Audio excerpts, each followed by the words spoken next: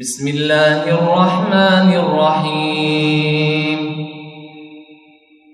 سبح لله ما في السماوات وما في الأرض وهو العزيز الحكيم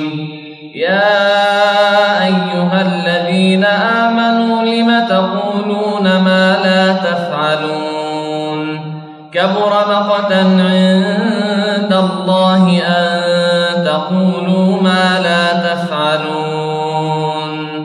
إن الله يحب الذين يقاتلون في سبيله صفا كأنهم بنيان مرصوص وإذ قال موسى لقومه يا قوم لم تؤذونني وقد تعلمون أني رسول الله إليكم فلما زاغوا أزاغ الله قلوبهم والله لا يهدي القوم الفاسقين وإذ قال عيسى ابن مريم يا بني إسرائيل إني رسول الله إليكم مصدقا لما بين يدي من التوراة ومبشرا برسول يأتي من بعد اسمه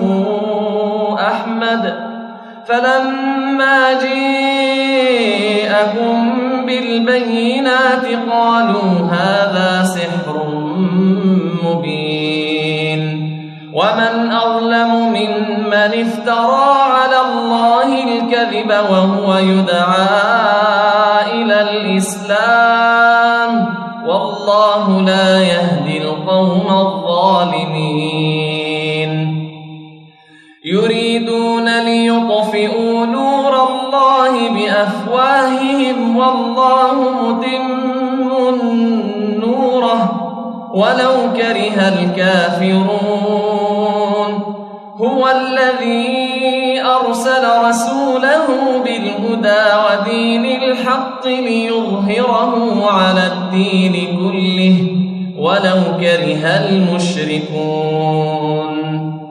يا أيها الذين آمنوا هل أدلكم على تجارة تنجيكم من عذاب أليم تؤمنون بالله ورسوله وتجاهدون في سبيل الله بأموالكم وأنفسكم ذلكم خير لكم إن كنتم تعلمون يغفر لكم ذنوبكم ويدخلكم جنات تجري من تحتها الأنهار ومساكن طيبة في جنات عدن ذلك الفوز العظيم وأخرى تحبونها نصر من الله وفتح قريب وبشر المؤمنين يا أيها الذين آمنوا كونوا أنصار الله كما قال عيسى ابن مريم للحواريين من أنصاري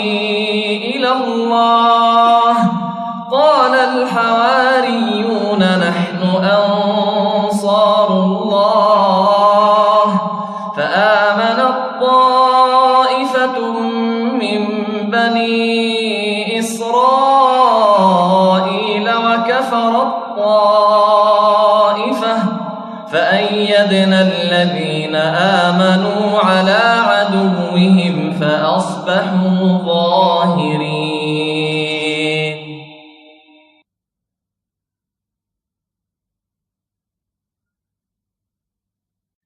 بسم الله